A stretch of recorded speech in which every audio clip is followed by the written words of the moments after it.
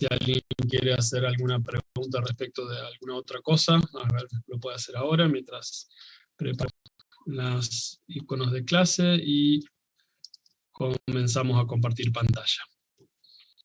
Bueno, activo mi video para que vean quién es la persona que les habla. Pero por experiencia a que todo puede fallar y más internet en esta zona. Y se ralentiza mucho cuando uso concomitantemente el video con bueno, la presentación en sí.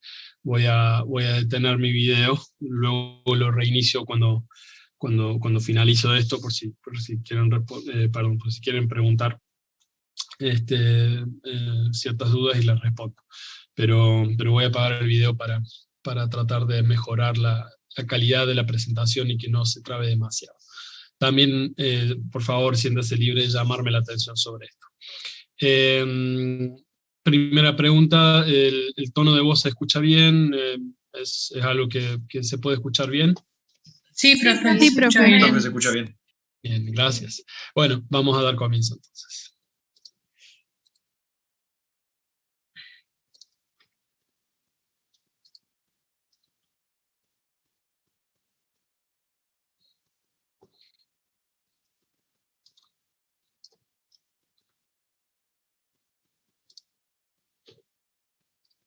Bien, detenemos el video. Bueno. No están viendo la presentación, ¿verdad? Se ve, Sí, profe, pero se ven tipo, no se ve en pantalla grande. Bien, ahora sí se ve pantalla grande. No, profe. No se ve pantalla grande, denme un segundo.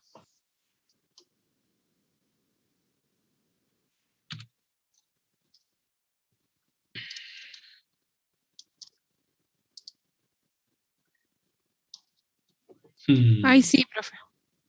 Sí, pero tienen una vista parcial. Bien, denme un segundo.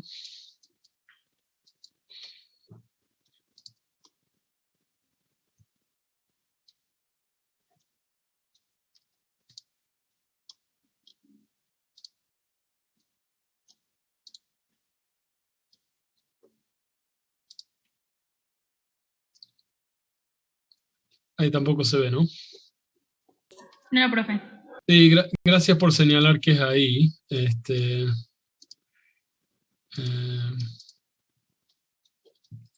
Pasa que como tengo la pantalla dividida, estoy tratando de ver que se reproduzca en la Profe, pantalla. Sí. ¿Usted, si lo pone en presentación, lo ve en presentación? Porque Sí, capaz pasa que comparte solamente una sola pantalla en Zoom. Sí, un segundo. Espera.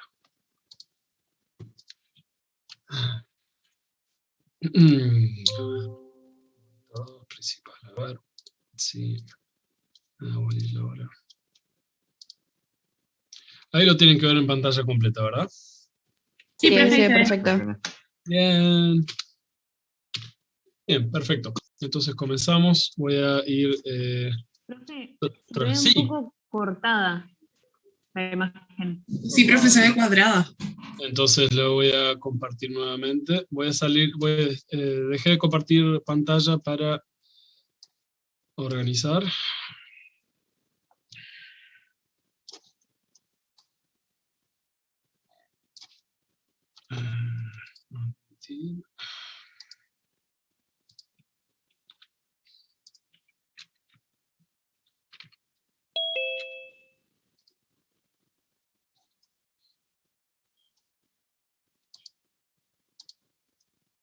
¿Qué tal ahí? Ahí sí, Excelente, profe. profe. Ahí sí se ve. Bien, bien. Bueno, perdón por la demora en esto. Bien, entonces tengo bien visible entonces la caja de chat. No debería darme problemas en ver preguntas por si prefieren escribirlas. Y yo los leo por ahí, ¿sí? Bueno, entonces, se tratan de más bien repasar, y vamos a hacerlo de una manera muy básica, la ayuda práctico obviamente le van a tener que reforzar con el teórico, así que siéntese libre, por supuesto, de tener cualquier bibliografía que puedan tener a mano. Voy a, porque me acabo de recordar, esto en teoría quedaría grabado, pero debería grabar. Habitualmente están grabando en la nube, supongo, ¿verdad? Y después esto lo suben a otros lados. Digo, ningún alumno se encarga de grabar esto, ¿verdad? La mayoría de las veces sí grabamos, pero no sé quién está grabando hoy.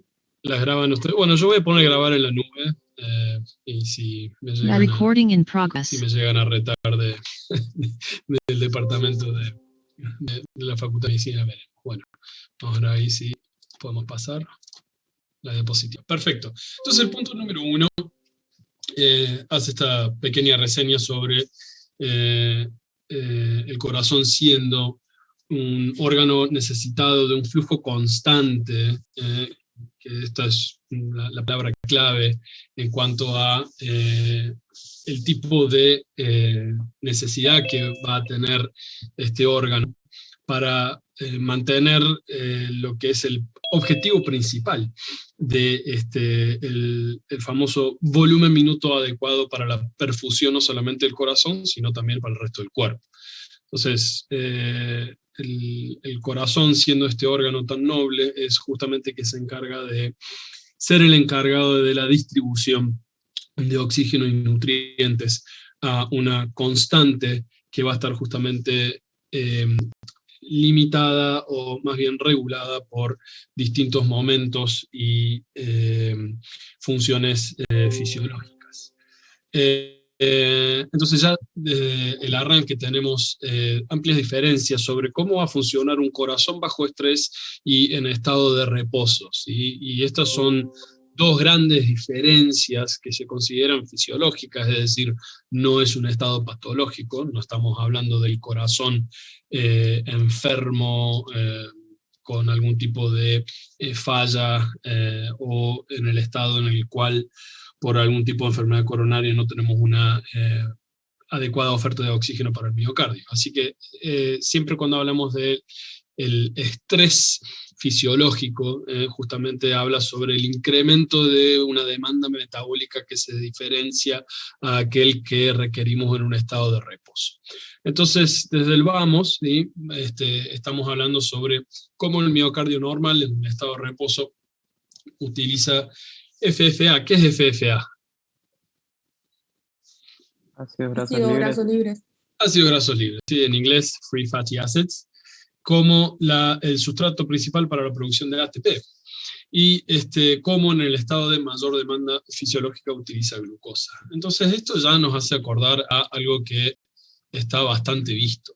Y esto es básicamente un esquema sobre cualquier tipo de célula que requiere de una actividad aeróbica prácticamente obligada, justamente podría ser la célula del miocardiocito, como en el citosol vamos a tener el acceso tanto a la molécula de glucosa, como los ácidos grasos libres también van a estar dentro del citoplasma de cualquiera de estas células, y cómo estos sustratos van a ser utilizados por la organela clave en describir justamente las vías metabólicas para producir justamente, y en el caso más importantemente del miocardiocito, las moléculas fosforiladas como el ATP para la producción de sustrato energético. Y vamos a ver justamente el fundamento principal para que utilicemos esto, ¿sí? Así que como en cualquier otro órgano del cuerpo es imposible separar lo que es la función inherente de lo que tiene que hacer el miocardiocito del resto del metabolismo corporal. Entonces, básicamente, ¿qué es lo que tiene que hacer el músculo cardíaco? El músculo cardíaco tiene que contraerse, ¿sí? Y esto es algo que demanda energía, demanda movimientos iónicos, demanda movimiento de proteínas intracelulares, todo lo que está provisto por el metabolismo de sustratos oxidativos. Básicamente es idioma 100% químico esto, ¿sí? El producto final de lo que vamos a ver del metabolismo de la mitocondria es justamente el ATP, como dijimos, ¿sí?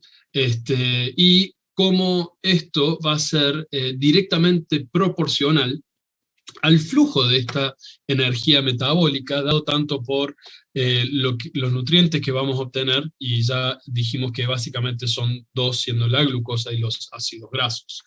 Entonces, dicho muy simplemente, una disminución en el flujo de esta energía metabólica resulta en una disminución de la producción de ATP, una disminución en el consumo de oxígeno, y por lo tanto, la resultante final para el miocardiocito es una disminución en la función contráctil. Viceversa, justamente un incremento en la demanda energética resulta en un aumento de esta entrega del ATP, aumenta el consumo de oxígeno, por lo que esto es algo que se necesita para la función contráctil del corazón. Entonces, el requerimiento cardíaco por todos estos nutrientes y esencialmente el oxígeno, que a su vez lo que hace el sustrato iónico principal para la contracción, que es el calcio, es algo que no puede ser más señalado para entender lo que es el metabolismo del miocardiocito inherente.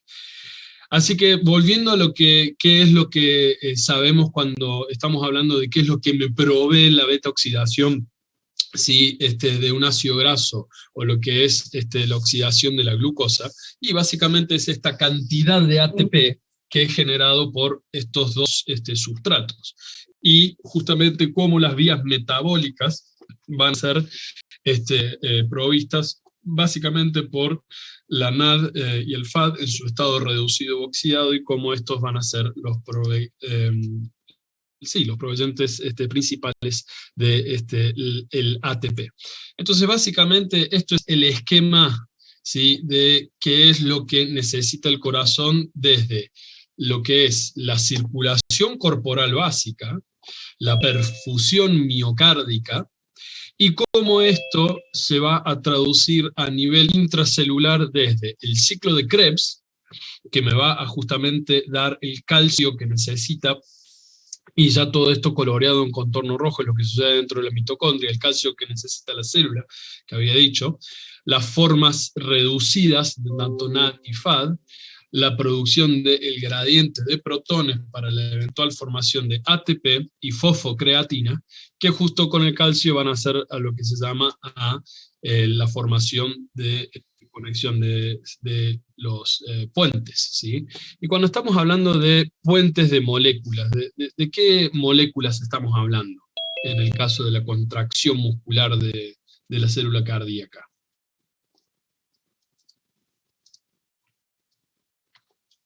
¿La unión de qué puente? O puentes. ¿Qué moléculas estamos hablando cuando hablamos de estos puentes? De las Actina y miosina. Sí, miosina, ¿y cuál más? Y actina.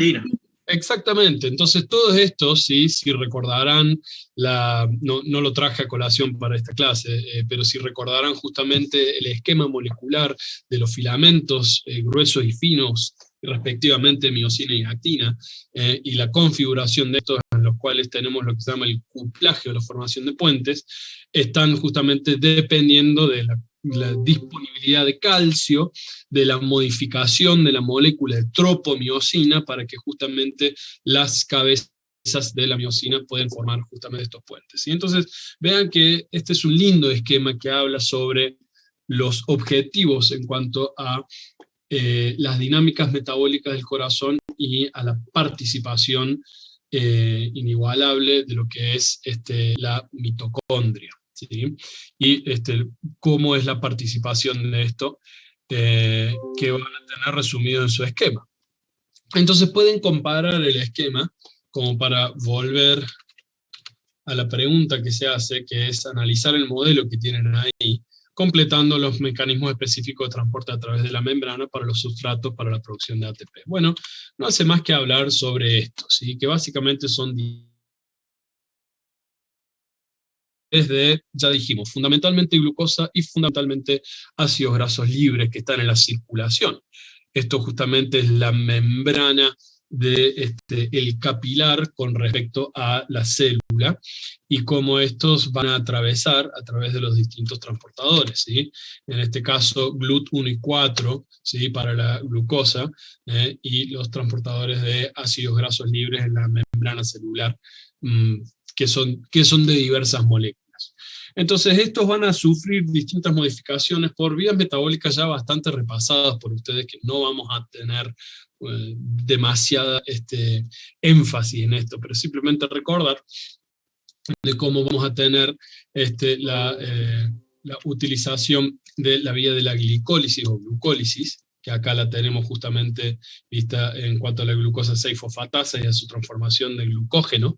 Recuerden que esto es algo muy rico en el citosol del músculo cardíaco, y como esto habitualmente nos da la molécula de piruvato para que ésta entre tranquilamente por difusión simple dentro de las dos membranas de la mitocondria, y se va a unir a nuestro viejo y querido ciclo de Krebs, que muchos de ustedes sienten una especie de escalofrío en la espalda cuando está mencionado. Pero bueno, solamente para traerlo a colación en este caso, de cómo es justamente la vía metabólica de la glucosa y en qué va a ser principalmente utilizado para que justamente se produzca de la glucólisis, ¿sí? Que ya de por sí produce una molécula de ATP, para producir la molécula de piruvato, para que esto sea enviado a la membrana, el citosol interno, digamos, de la mitocondria, para que venga la famosa encrucijada metabólica del acetil-CoA, y para que vaya al ciclo de ácidos tricíclicos o el ciclo de Krebs. Y donde ya sabemos que la resultante va a ser las formas reducidas de NAD y FAD. Estos van a entrar a la cadena de transporte de electrones o a la cadena respiratoria para eventualmente producir los compuestos fosforilados de ADP a ATP. Y estos justamente van a ser los responsables, junto con el calcio, para la conformación de los puentes de actina y miosina, y esto justamente hace a la utilización energética de estos compuestos trifosforados.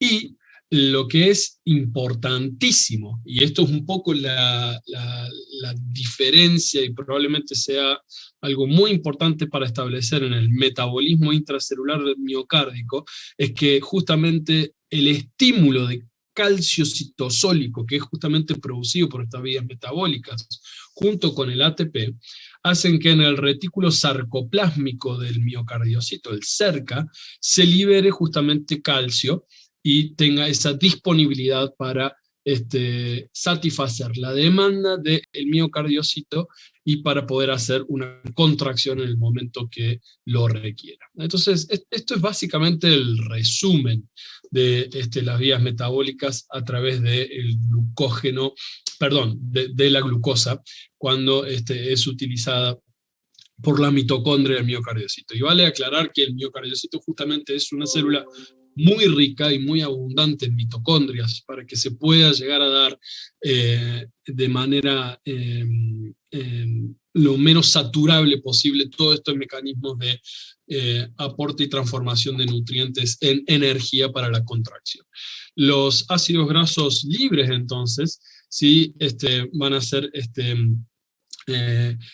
sometidos al mismo tipo de vía metabólica, donde puede utilizar lo que es el shuttle de carnitina en algunos casos, pero también a la larga se van a transformar a través del acetil-CoA, y como habíamos dicho en esta tabla, de cómo vamos a someter los ácidos grasos al ciclo de la beta-oxidación, que también a su vez produce más acetil-CoA, que va a alimentar al ciclo de Krebs.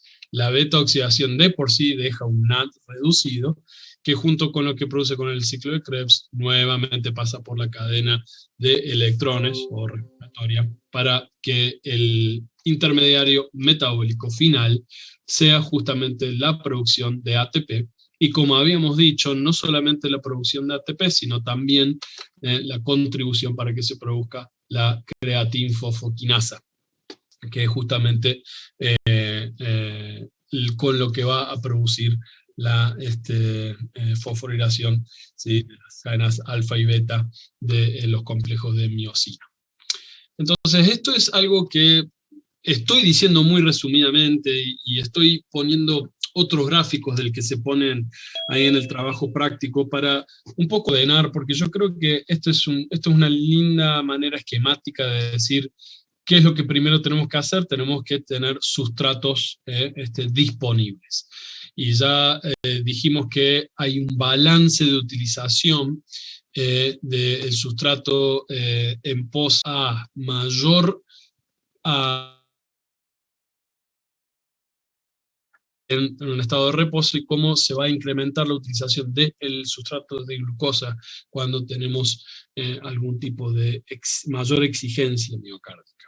Las vías metabólicas, que justamente van a diferenciarse levemente en cada una de estas, que de por sí van a producir algún tipo de ATP ya en las vías intermediarias metabólicas. Fíjese cómo la glucosa es la encargada de ya producir más ATP, y esto es justamente algo que explica de por qué necesitamos la glucosa en situaciones de demanda energética. Todo lo que hace referencia a la oxidación, ¿sí?, y al producto de los intermediarios metabólicos, para que finalmente sean aprovechadas para la utilización energética, donde básicamente vamos a necesitar de calcio y ATP, ¿sí? Entonces ese es básicamente resumido, que es lo que quiero que se entienda de la necesidad de tener una circulación disponible para todo esto. La patología justamente se encarga de bloquear parte de estos ciclos que van a producir eventualmente algún tipo de enfermedad cardíaca. Esto es algo que justamente sucede en distintas patologías como la insuficiencia cardíaca, la cardiopatía isquémica, donde vamos a tener la alteración de la circulación coronaria, como justamente la alteración metabólica, y sobre todo el metabolismo intermedio en enfermedades como la diabetes, van a afectar la utilización de todos estos sustratos y eventualmente producir mayor repercusión al nivel de lo que es el metabolismo intracelular, ¿sí? Una de las preguntas acá viene a raíz de qué es lo que pasa con el lactato, ¿sí? Y habitualmente tenemos trazas del lactato o el ácido láctico que tenemos en nuestro cuerpo, y que estos van a aumentar también a medida de distintas situaciones en las cuales podemos llegar a tener una mayor cantidad o mayor disponibilidad de ácido láctico circulante, ¿sí? Esto también sucede ya sea en condiciones fisiológicas, sobre todo de mecanismos de estrés, pero también se puede llegar a dar en la patología. Y por suerte, justamente el intermediario metabólico, el piruvato, desde la utilización de glucosa, sobre todo cuando tenemos una sobreutilización de glucosa, o cuando tenemos una utilización en ayunos prolongados de los cuerpos cetónicos, que también van a ser empleados, justamente la transformación recíproca de lactato y piruvato también va a ser aprovechada por el miocardio. Y esto estaba justamente, bueno, sí, graficado acá, cómo también el lactato va a ser aprovechado. Pero esto conlleva una mayor utilización, ¿sí?, de vías que van a producir protones, como parte de ese metabolismo. Entonces, cada vez que vamos a tener intercambio de ácido pirúvico con ácido láctico, vamos a tener una acidificación celular, si esto justamente es algo que no es balanceado con la utilización de los sustratos verdaderos, si se quiere, tanto de la glucosa como de los ácidos grasos. Entonces, la vía del lactato, por lo general, también va a promover, ¿sí?, hacia la vía del ácido pirúvico y eventualmente la transformación de en acetil-CoA, pero con mayor producción de protones. Entonces, si hay una sobreutilización de lactato porque hay una mayor disponibilidad, esto es lo que justamente puede llegar a traer como consecuencia una acidosis y como consecuencia una pérdida gradual de la función miocárdica. Entonces, en conclusión de esta pequeña parte, el miocardiocito está prácticamente habituado a trabajar con lo que venga. Si genera energía, lo va a tomar. Y esto justamente es responsable por tantas funciones de las vías intermediarias metabólicas que estamos describiendo. Pero a raíz de lo que acabo de decir, me da el pie a responder la pregunta siguiente. ¿Cuál es el rol de la AMPK? ¿Qué es la AMPK?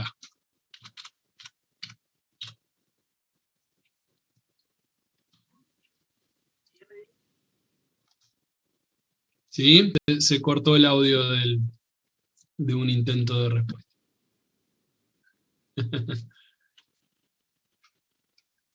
AMPK. ¿Vieron qué es o leyeron qué es? O básicamente, ¿qué funciona? Era una enzima que aumentaba la producción de ATP. O sea, si había mucha concentración de ADP, se activaba dicha enzima y aumentaba la producción de ATP. Bien, bien. Y fosforilaba enzimas para poder activarlas. Exactamente, exactamente. Y eso es lo que están viendo acá, lo que es básicamente el control de la actividad enzimática más referida a parte de las vías metabólicas que estuve diciendo recién. Es un gráfico súper complejo, no es la idea que copien o vean o que aprendan qué es lo que muestra esto. Todo lo que está en las cajas negras son básicamente los mecanismos de regulación de la actividad enzimática. Algunas de estas vistas por ustedes en bioquímica probablemente, pero básicamente lo que quiero apuntar acá es justamente el rol de la AMPK, que siendo una proteína quinasa, ¿sí?, esta gran familia de proteínas, tiene esta capacidad funcional o propiedad funcional, ¿sí?, que si recuerdan lo que definía básicamente a la propiedad o capacidad de función de una enzima, que es la Km, ¿sí?, o la constante de Miquelis-Menten. Entonces, mientras más bajo tenía esta relación, quiere decir que puede llegar a aprovechar la concentración de pequeñas moléculas, en este caso el ADP o el ATP, para justamente producir, ¿sí?, proteínas activas fosforiladas, mientras existan proporciones pequeñas. Entonces, básicamente, el AMPK puede trabajar cuando más del 90% de ATP se pierde, ¿sí? O sea que es la reserva de nafta del miocardiocito, cuando ésta se puede llegar a ver severamente deplesionada o reducida en su sustrato. Entonces eso es lo importante. La AMPK básicamente es lo que promueve la homeostasis energética del corazón.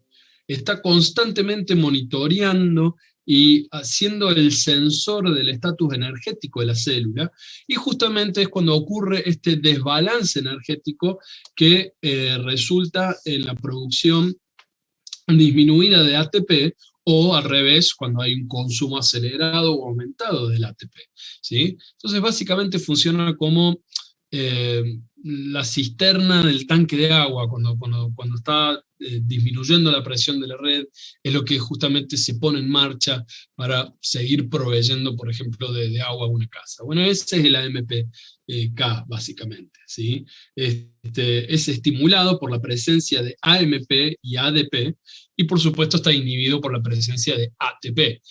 Quiere decir que cuando hay suficiente ATP, esa bomba cisterna, que es la AMPK, va a estar inhibida para no promover lo que es la fosforilación y activación.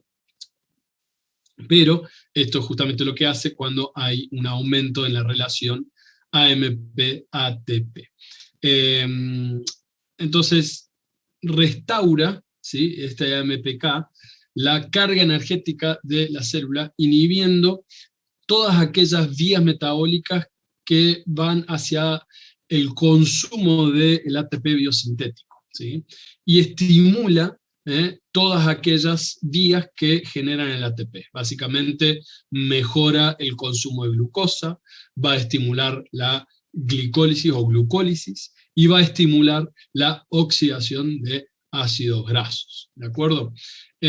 Hay mucho interés, sobre todo en el tipo de funcionamiento que tiene en el AMPK y su estimulación del transporte de glucosa insulino dependiente, ¿sí? Así que también es una molécula que tiene una gran relación con la disponibilidad de insulina para estimular la actividad tirosinquinasa, y de esta manera todo termina en la vía de la fosforilación.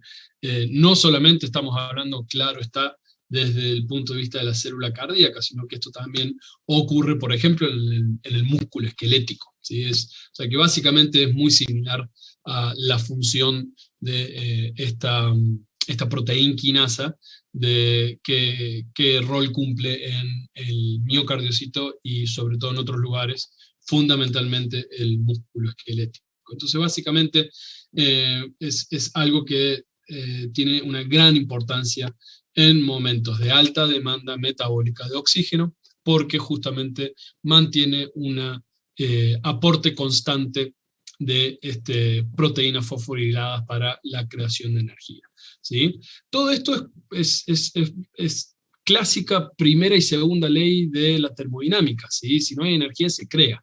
Es prácticamente este sistema cerrado, pero paradójicamente depende de este sistema mucho más abierto, ¿sí?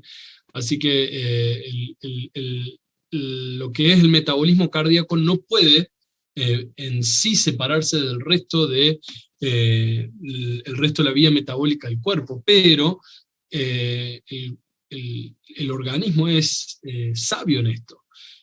Si se están cerrando el resto de mis sistemas periféricos al corazón por algún tipo de noxa o estrés, el corazón va a seguir andando hasta que no dé más, y en condiciones de muy bajo oxígeno.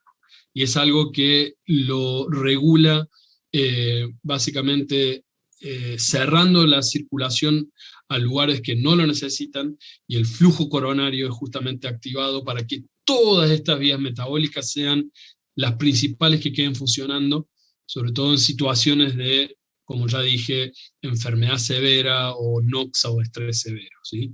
Esto es básicamente lo que tienen que saber interpretar de cómo en sí no se puede separar el metabolismo cardíaco del resto del cuerpo, pero es algo que está asegurado su óptimo funcionamiento aún en condiciones de severa anoxia o hipoxia, obviamente por un tiempo limitado, pero justamente mantiene vivos y activos. Entonces eso es un poco lo que se resumen en estos puntos, ¿sí? Que hace énfasis acá. ¿Estamos? ¿Cómo son los transportes y los sustratos para la producción de ATP? Puede usar lactato, el rol de la AMPK, ¿sí? Y bueno, ¿cómo se produce un cambio de un perfil metabólico a otro? Y básicamente según la disponibilidad de los sustratos que tenemos, ¿sí? Y todos estos son justamente los mecanismos de control de actividad enzimática, según qué es lo que está en falta, según qué es lo que está en sobra, y esto se los dejo a ustedes para que puedan ir resumiendo sobre cuáles van a ser los medios de regulación. Pero se pone más en marcha parte de un ciclo regulatorio o una vía metabólica. Por ejemplo, si tenemos una muy baja disponibilidad de glucosa, por ejemplo, si tenemos una alta disponibilidad de ácidos grasos libres. Bueno, esto es un poco lo que apunta sobre el punto de vista bioquímico de lo que es la regulación de metabolismo. Lo más importante que tienen que saber es un poco esto, ¿sí? Cómo vamos sobre el objetivo de qué es lo que tiene que hacer la circulación, el aporte de sangre y nutrientes y oxígeno para el funcionamiento de las vías metabólicas citosólicas e intramitocondriales, y cuál es el objetivo último para mantener un adecuado funcionamiento cardíaco. Y esto lo vamos a seguir viendo a continuación. qué es lo que hace justamente contraer la célula y qué es lo que hace la conducción de la actividad eléctrica cardíaca, que es lo que nos va a dar eventualmente esta relación muy importante de conducción eléctrica y eventual contracción física de los músculos cardíacos. En esencia estamos viendo la naturaleza química de por qué necesitamos una contracción eficaz cardíaca. Y todo esto es cíclico, ¿sí? Mientras tenemos circulación cardíaca vamos a tener aporte de nutrientes al corazón, y así sucesivamente.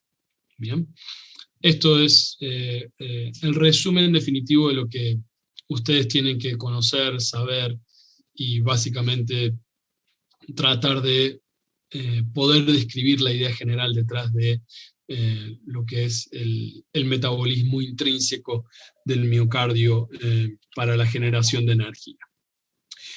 ¿Hasta aquí alguien quiere hacer un comentario o una pregunta? Me pueden corregir, puede que algunas cosas no haya dicho como lo hayan leído, ¿no? Y la idea es justamente despejar esas dudas.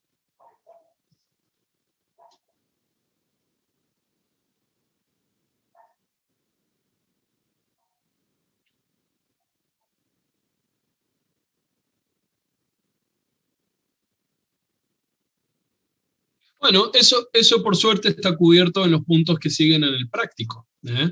Así que vamos a ver qué pasa con el ejercicio y vamos a ver qué es lo que pasa con estos conceptos, que es uno de los últimos puntos, sobre hipoxia e isquemia, ¿sí? Y vamos a ver un poco qué es lo que pasa aquí. Hasta ahora 10 de 10. Bueno, me alegro mucho. Bueno, me van diciendo entonces.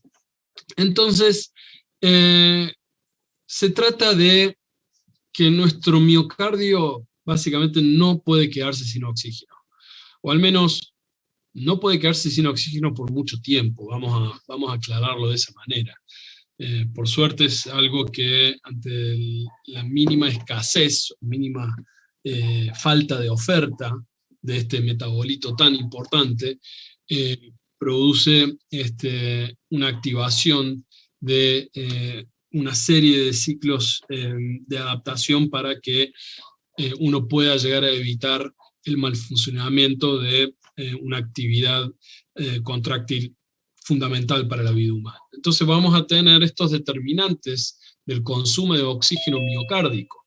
Entonces, ¿qué es lo que justamente va a determinar que puedo decir, bueno, esto van a ser las cosas que yo tengo que tener en cuenta en que me van a producir una mayor demanda, y cómo puedo relativizar esto con la oferta de oxígeno que puedo tener hasta ese momento, ¿sí? Entonces, primero, masa miocárdica, ¿sí? Mientras más masa miocárdica tengo, más oxígeno voy a tener que sustentar y proveer a esa masa, si yo quiero tener una unidad funcional para satisfacer las demandas metabólicas del resto del cuerpo, al que el corazón justamente obedece, ¿sí? El trabajo miocárdico. Básicamente a qué nos referimos, y vamos a ir viendo estos conceptos cuando estemos hablando en el ciclo cardíaco sobre a qué se refiere con los determinantes de este concepto muy grande que es el gasto cardíaco. Entonces vamos a tener los conceptos de frecuencia cardíaca, ¿sí? Mientras más frecuencia cardíaca tengo, más trabajo del miocardiocito voy a tener, es decir, más recambio de los nutrientes que necesitas para la producción de ATP, para que constantemente o en menor unidad de tiempo yo necesite ese cuplaje de puentes de mis moléculas fundamentales, que son actina y miosina. Y por otro lado, ¿qué interacción voy a tener eventualmente? Y esto lo vamos a cubrir más cuando hablemos de determinante gasto cardíaco con el concepto de presión arterial. Todo lo que hace a... también otro concepto que vamos a ver en los prácticos que vienen, a la ley de Frank-Starling, ¿sí? O la longitud o la tensión inicial, o no inicial, mejor dicho, antes de ser contraída esa célula, que si estamos hablando de el corazón como unidad anatómica responsable de proveer el oxígeno al cuerpo, estamos hablando del corazón izquierdo, salvo alguna cardiopatía congénita, que es lo que justamente veo, pero acá vamos a hablar de corazones anatómicamente correctos. Entonces, es muy importante cuando hablemos de este concepto, cómo se relaciona lo que es la precarga con la ley de Frank Starling, que habla sobre el mejor consumo energético teniendo en cuenta la longitud del miocardiocito, y por supuesto esto está atado a la demanda de oxígeno que va a tener para que esto, y para que esta relación para una mejor contractilidad del ventrículo izquierdo se pueda llegar a dar.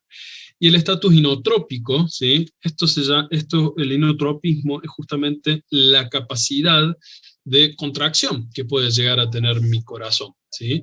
Entonces, si yo tengo un 100% de mis miocardiocitos sanos, mi estatus putativo, si se quiere, de inotropismo, va a ser el mejor. ¿Qué quiere decir esto? Si todos tenemos aquí este auditorio virtual de 110 participantes, nos dan una señal de largada y todos salimos a correr de golpe, eso justamente habla sobre nuestro estatus inotrópico. Vamos a poder justamente pasar de un estado de reposo a una relación, o mejor dicho, un aumento en la relación de unidades contráctiles en miocardio para que yo pueda satisfacer, ¿sí?, una mayor demanda de oxígeno, como justamente ocurre, por ejemplo, en ejercicio. Aquellos que tengan un estatus inotrópico disminuido, es muy probable que tenga algún tipo de enfermedad del miocardiocito, o globalmente, que justamente haga que no pueda hacerse esa contracción, ¿sí? Entonces estos son básicamente para qué necesita oxígeno un miocardiocito. Ahora vamos a hablar parte del punto que sigue, porque vamos a empezar a hablar sobre cómo obtiene el miocardiocito estos nutrientes. Entonces vamos a hablar básicamente sobre el flujo coronario. Quería tener al mismo tiempo abierto trabajo práctico, pero si alguien lo tiene ahí abierto, quizás me pueda ayudar para hablar sobre y responder un poco las preguntas. No sé si tienen el práctico abierto, yo ya no lo tengo, se me desapareció. Sí, profe, ¿quiere que le lea la pregunta? Dale, así todos seguimos entonces el mismo. Bueno, dice, recuerde las bases estructurales de la secuencia de irrigación de la pared cardíaca que aprendió en anatomía y analice el gráfico adjunto. Descríbalo y fundamente la dinámica del flujo coronario en la arteria coronaria izquierda. Esa es la primera pregunta. Bien, y después pregunta si es lo mismo a la derecha, ¿verdad? Sí, arteria coronaria derecha. Bien, perfecto. Entonces, así como hicimos una constante repetición y revisitando conceptos de bioquímica básica, química orgánica, entonces vamos a la tan temida anatomía. Pero bueno, la idea es que tengamos una anatomía simplificada. Pero desde ya les voy sugiriendo, repasen anatomía cardíaca, va a ser muy importante. Yo les voy a ir ayudando y recordando, por supuesto. Me encanta hacerlo, me fascina la anatomía cardíaca, pero es algo que van a tener que tratar de revisitar cada tanto. Así estamos un poco orientados, no en tiempo, pero sí más bien en espacio. La circulación coronaria, ¿qué porcentaje del gasto cardíaco representa? Más o menos.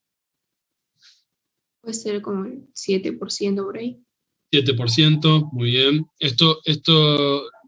¿Tendría que hacer una modificación a mi pregunta? O sea, ¿está bien empleada mi pregunta o capaz que tendríamos que poner un adendum, un agregado?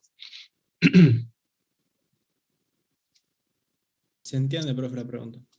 No, ya sé que se entiende, bueno, al menos espero que se entienda, pero yo pregunté, ¿qué porcentaje del gasto cardíaco recibe la circulación coronaria? Entonces alguien capaz que diría, ¿habría algún modificador a esa pregunta? Bien, sí. Perfecto, eso es a lo que iba, excelente. Entonces, claro, como vamos a ver, hay una modificación muy importante de la circulación coronaria cuando justamente estamos en reposo y en actividad, y dentro de la mayoría de los lechos circulatorios especializados, este es el que más se va a modificar cuando estamos haciendo algún tipo de estrés dinámico. Pero bueno, vamos a hablar en reposo, ya han dicho 7%, estoy de acuerdo, entre el 5 y 7%, según de dónde lo lean, la diferencia del 2% probablemente puede llegar a ser representativo según edad y sexo, pero está bien la respuesta. Entonces aproximadamente 5% del gasto cardíaco, y esto si lo ponemos en comparación, por ejemplo, con el peso corporal total de una persona, sexo masculino, 75 kilos, esto representa menos del 0,5% del peso corporal total, ¿sí? Pero es una irrigación que va a ser destinatario de probablemente la unidad funcional más importante del cuerpo, ¿sí? Entonces, como ya dijimos, normalmente el corazón utiliza todos estos mecanismos de fosforilación oxidativa con el fin de generar el ATP necesario para bombear la sangre, ¿sí? Más o menos 40%, ¿sí? Si vamos a hacer como en términos de dentro del 100%, ¿sí? El 40% de todo el oxígeno que consume del corazón viene justamente de la oxidación de los hidratos de carbono, y 60% viene justamente de la oxidación de los ácidos grasos. Eso es como para un porcentaje lindo y balanceado, como para que tengan en cuenta. Rápidamente ya dijimos que el miocardio oxida justamente los cuerpos cetónicos, que esto aporta una energía considerable en ayuno prolongado, pero cuando tenemos un aporte adecuado de oxígeno, ya dijimos, tenemos la oxidación del lactato, el piruvato, la demanda y cómo aporta esto va a ser capaz de satisfacer la demanda energética de ATP, ¿sí? ¿Quiénes son los encargados de la vascularización del miocardio? Las arterias coronarias, como tenemos acá en el gráfico, ¿sí? Normalmente, o al menos en la anatomía coronario normal, entonces en el chat voy a responder, 60% viene de la oxidación de ácidos grasos y 40% de la oxidación de hidratos de carbono. Entonces en la anatomía coronaria normal, habitualmente vamos a tener una arteria coronaria derecha e izquierda. Estos recuerden que son justamente las primeras ramas que van a salir de la aorta. Más específicamente, de la raíz aórtica, específicamente suelen salir localizados en el seno de Valsalva, ¿sí? Que tenemos normalmente 3 senos, ¿sí?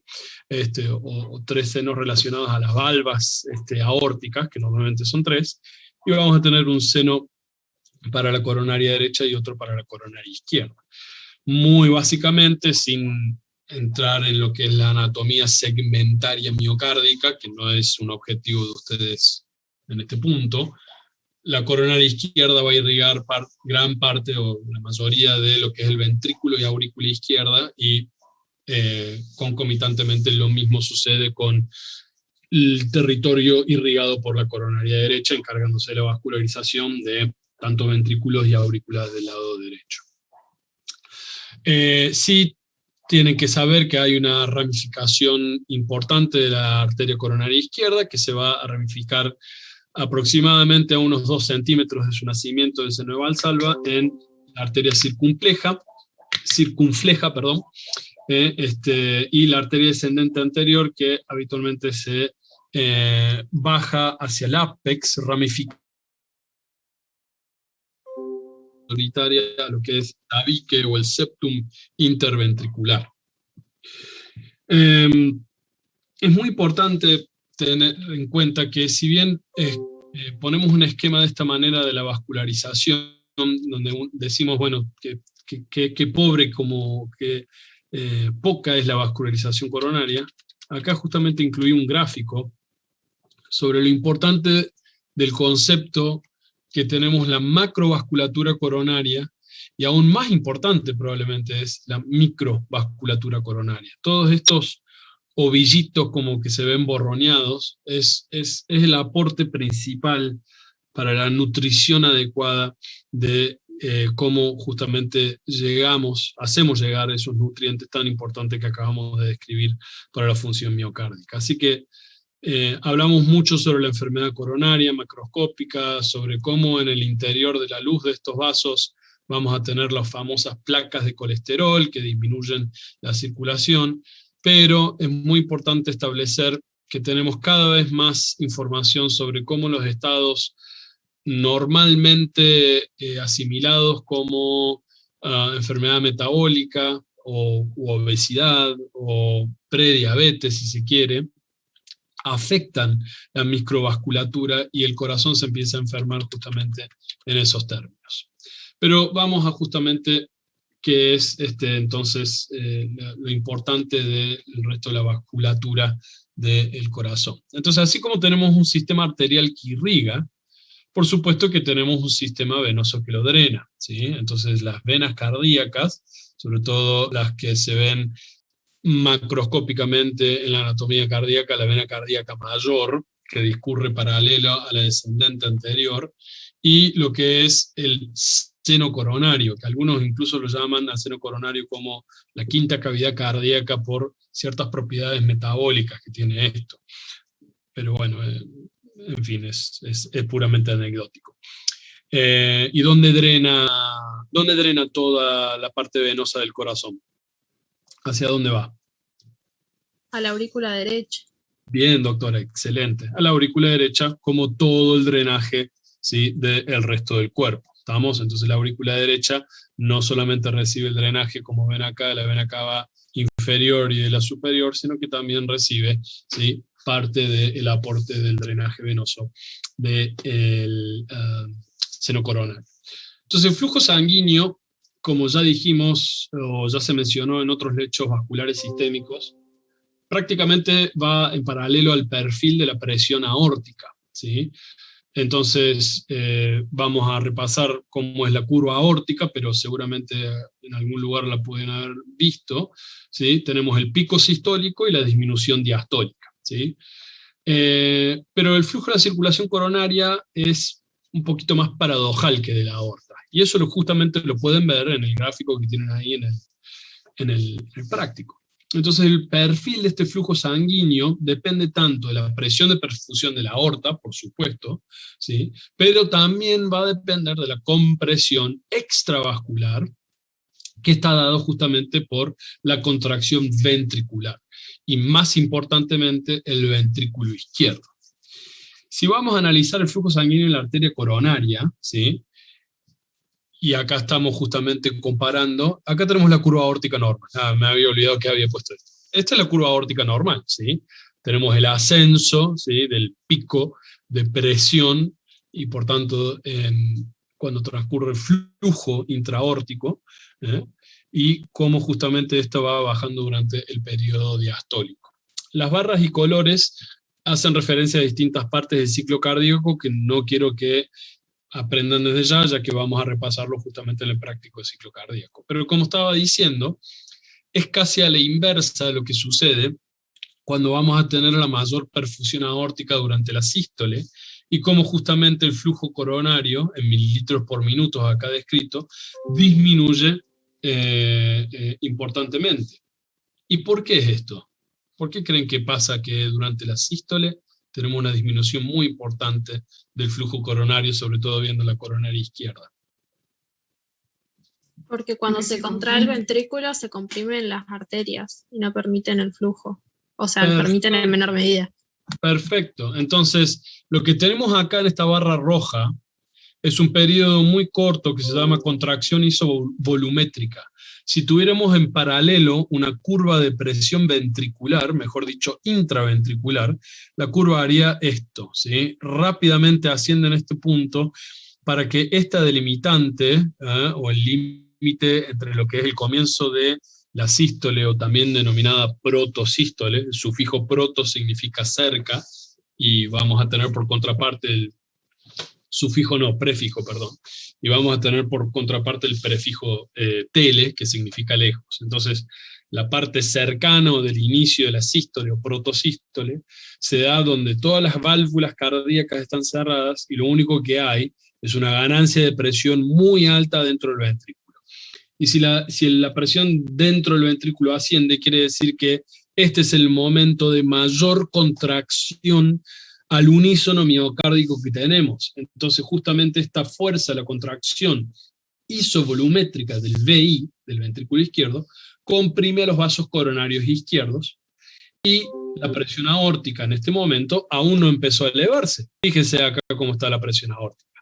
Está en lo que justamente es el piso diastólico de la aorta, que en un adulto normalmente siempre la situamos en 80 milímetros de mercurio. El flujo coronario entonces aumenta a medida que se eleva la presión aórtica durante la sístole, pero no alcanza el valor máximo. Entonces nuevamente tenemos perfusión, ¿sí? Por aumento de la presión aórtica, pero no vamos a tener el pico que justamente sí tendríamos en un vaso sanguíneo en el resto del cuerpo. Si yo viese el perfil de la arteria renal, por ejemplo, sería prácticamente igual. Si viera el perfil de la arteria mesentérica superior o de la carótida izquierda, ¿sí? Ya entienden el punto. En cambio, en el flujo coronario no tenemos el mayor flujo. Pero al principio de la diástole, los ventrículos relajados dejan de comprimir los vasos coronarios izquierdos, siendo que la presión aórtica todavía es alta. Y este es el periodo de lo que se llama relajación isovolumétrica. ¿Qué significa isovolumétrico? Que acá, estando los ventrículos llenos, al inicio de sístole, no tenemos desplazamiento de volumen. Y acá en la relajación de los ventrículos, en donde están entre comillas vacíos, ustedes saben que los ventrículos no se quedan en 0 mililitros, por supuesto, pero sí justamente el trabajo eyectivo. Entonces en este punto el volumen tampoco se modifica, pero la presión aórtica tampoco ha disminuido a su punto diastólico, ¿de acuerdo? Entonces, ¿qué quiere decir esto? Que todavía tenemos una presión, ¿sí? Aproximadamente en 110, si lo ponemos en la tabla, donde está empujando ese flujo coronario, y el mayor flujo se está dando gracias a que ya no hay compresión del espacio de la luz coronaria por las fibras miocárdicas. ¿Estamos? Entonces, en este punto, ¿sí? Que es el comienzo de la diástole o protodiástole, tenemos la liberación de la compresión de los vasos coronarios por parte de las fibras ventriculares con una alta presión aórtica. Entonces, en este punto, 80% del flujo coronario sanguíneo, tanto izquierdo como derecho, un poco menos el derecho, va a ocurrir durante la diástole. Entonces, ¿cuál es el concepto importante acá que se tienen que llevar? Las coronarias se llenan en diástole, es decir, que la irrigación miocárdica principal se va a dar durante la diástole. ¿Qué es lo que sucede en el perfil de la coronaria derecha? La coronaria derecha es parecido al perfil de presión por ahí de la aorta un poco, o sea, no tan al extremo paradojal si uno lo compara con la perfusión máxima de la coronaria izquierda. Entonces no hay lo que se llama una inversión sistólica, como estuvimos viendo con la coronaria izquierda. ¿Y por qué creen que pasa esto? Puede ser porque el espesor del músculo en la aurícula, perdón, en el ventrículo derecho es menor, entonces va a comprimir menos. No está tan mal, porque si vamos a comparar lo que es en cuestión de espesor, probablemente sí sean distintos los diámetros del espesor muscular, pero no es por el espesor muscular. Es porque la poscarga, que sería el trabajo que realiza el ventrículo derecho, es mucho menor a lo que realiza el ventrículo izquierdo. Muy bien, doctor, me encantó que haya utilizado la palabra poscarga, ¿sí? Poscarga, acá justamente lo vamos a definir contra el trabajo hacia el cual se tiene que oponer la presión generada en cada uno de los ventrículos. Entonces, el ventrículo izquierdo, ¿hacia dónde bombea? Hacia la aorta. Hacia la aorta y hacia el resto del cuerpo. ¿Y el ventrículo derecho hacia dónde bombea? Hacia la arteria pulmonar. arteria pulmonar que lo lleva, cuál es el destino final, digamos, de la ramificación pulmonar. Los pulmones. Claro, el lecho pulmonar, ¿sí? Tratemos de centrarnos en lo que es vasculatura, ¿de acuerdo? Entonces, la resistencia, el concepto de resistencia sumada en lo que es todos los lechos capilares sumados del cuerpo versus los lechos capilares del pulmón, ¿cuál va a tener menor resistencia? Los lechos capilares pulmonares. Bien, entonces eso quiere decir que mi ventrículo derecho va a tener lo que se llama un menor desarrollo de tensión muscular acumulada, haciendo que la curva, ¿sí?, durante este punto en lo que es la sístole y posterior relajación diastólica, el ventrículo derecho bombea en contra de esta baja resistencia de la circulación pulmonar, por lo que no va a obstruir comparativamente como lo hace el ventrículo izquierdo a los vasos coronarios del ventrículo derecho.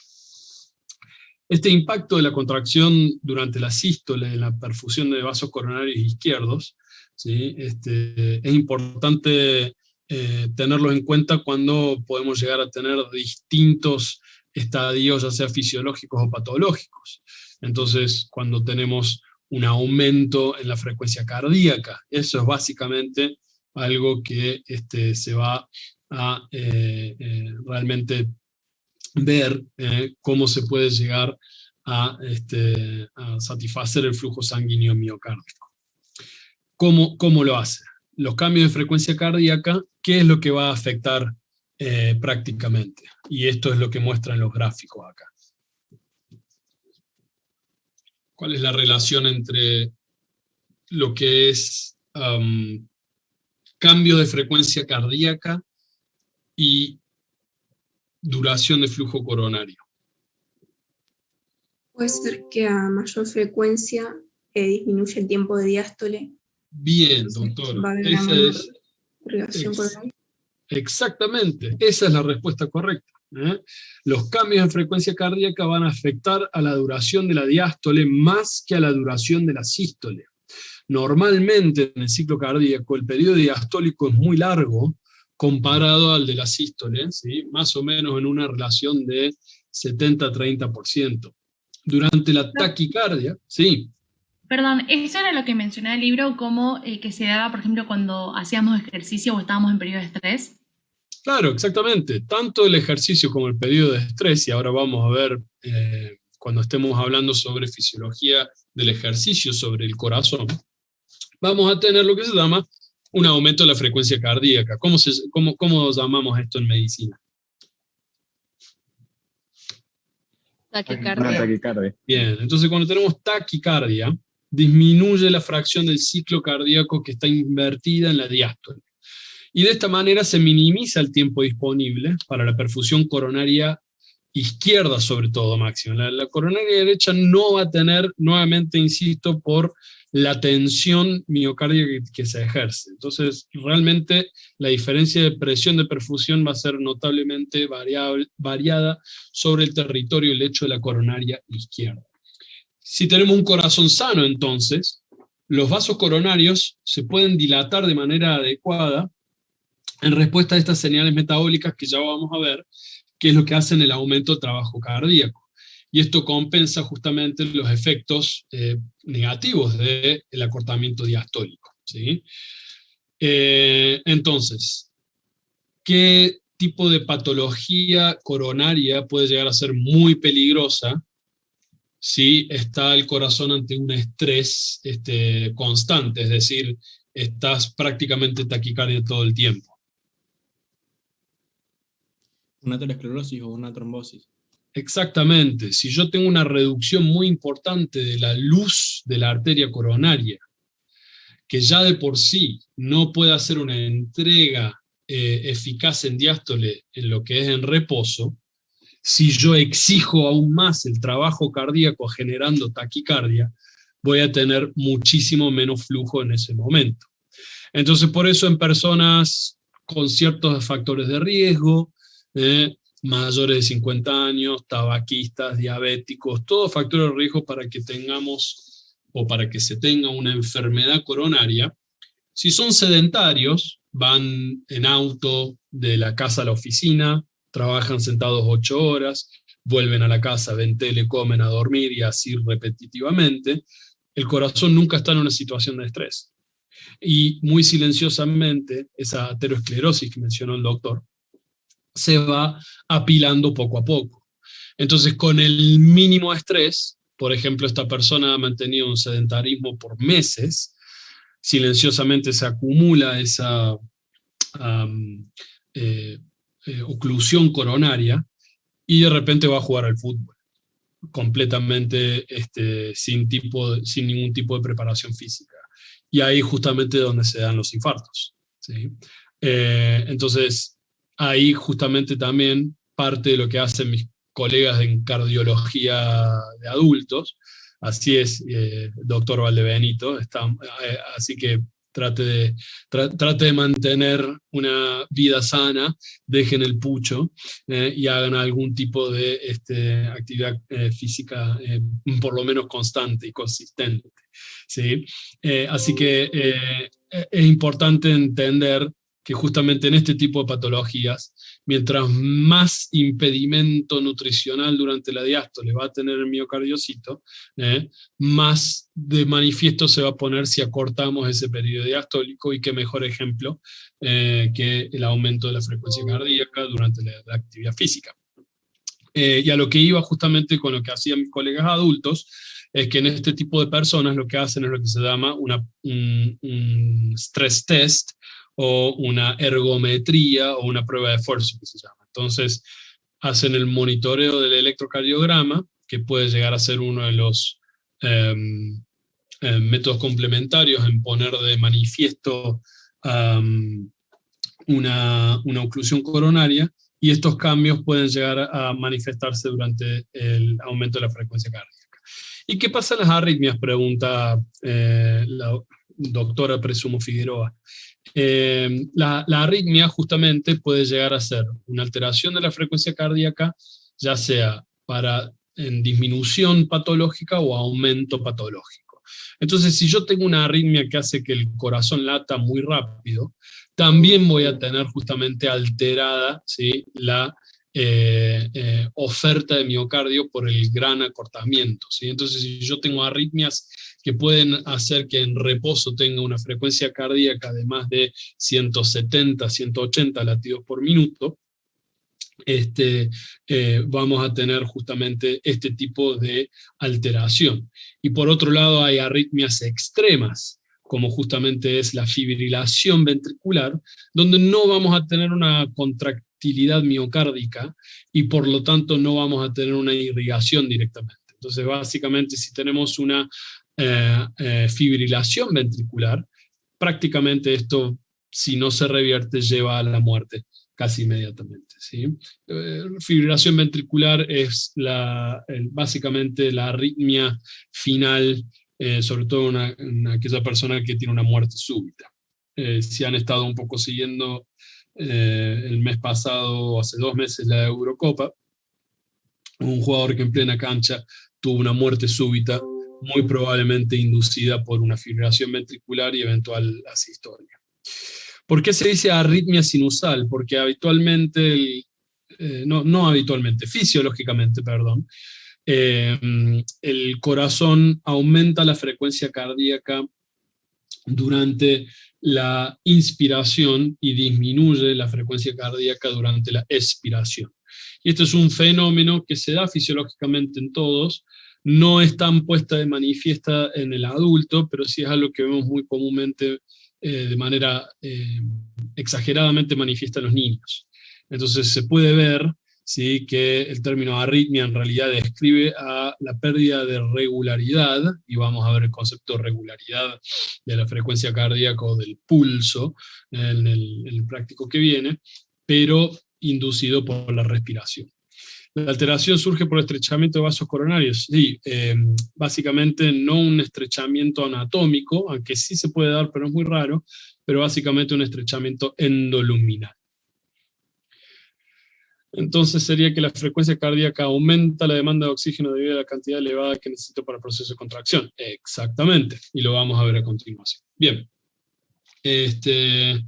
Entonces, el flujo sanguíneo, ¿sí? No solamente va a variar en lo que es en función al tiempo durante el ciclo cardíaco, sino que también va a variar con la profundidad, ¿sí? En la pared del corazón. Y creo que tengo una diapositiva que refleja. Después vamos a ir a esto, pero más importantemente quería...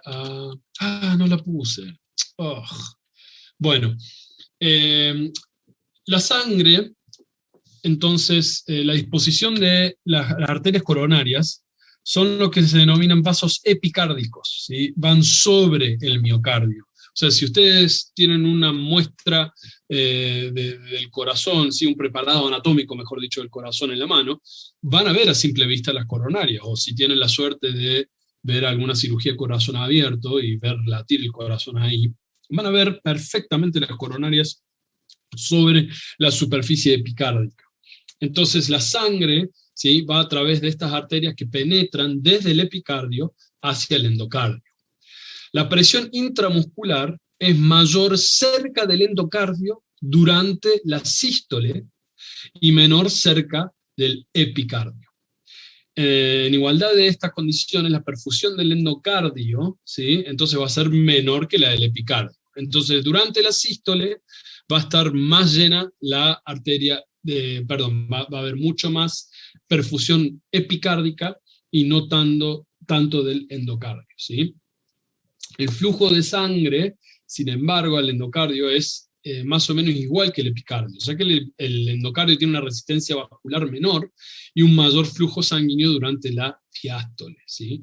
Cuando la presión diastólica en la raíz de la aorta, en un paciente, por ejemplo, con mucha pérdida o regurgitación aórtica, el flujo sanguíneo del endocardio disminuye por debajo del flujo epicárdico, ¿sí?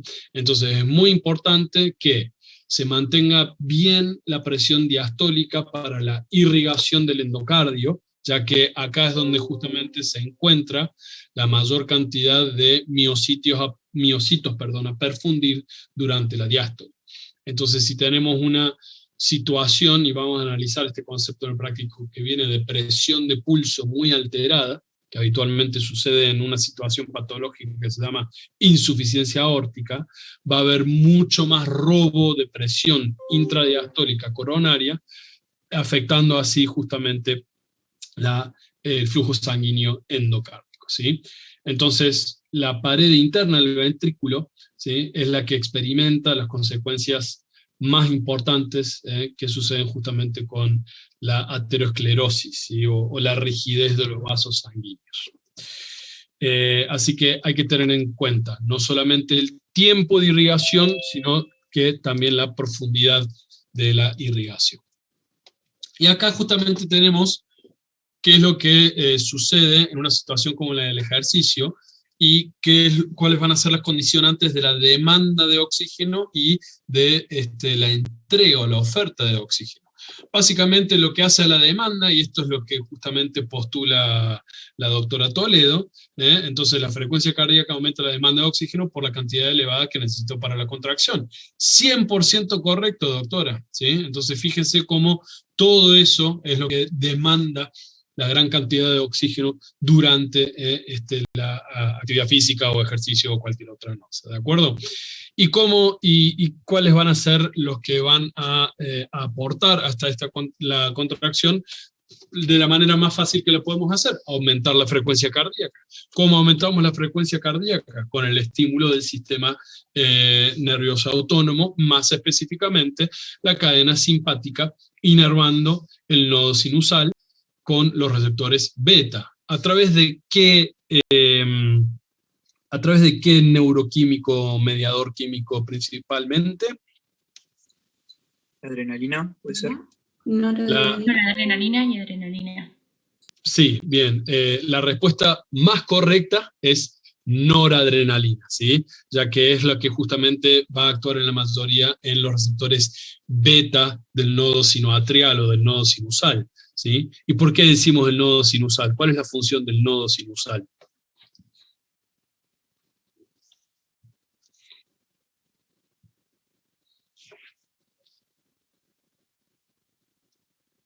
¿La del marcapaso era, profe, o nada que ver? Bien, bien, doctora, excelente. Bien, doctora Barrera, también. Es el marcapaso natural del corazón, ¿sí?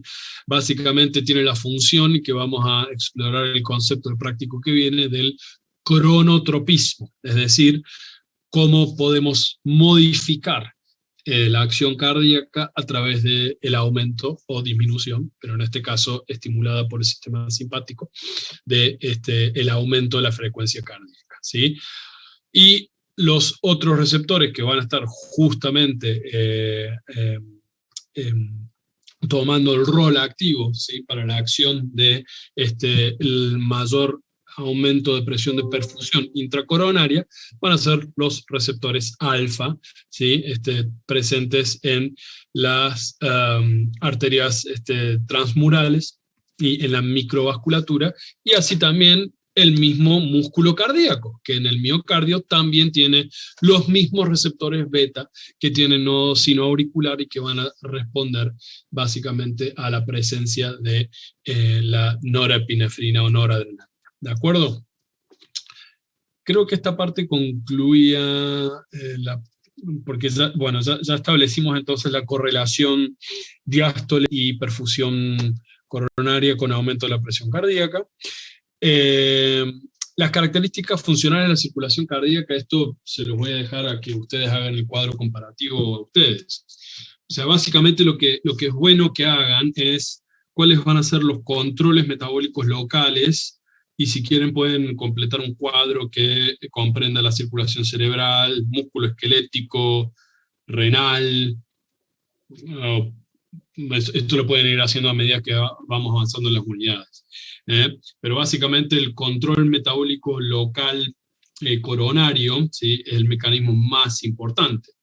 ¿Cuál va a ser el determinante, ¿sí?, que va a regular habitualmente el flujo, ¿sí?, en más o menos el lecho coronario? ¿Qué metabolito? La adenosina.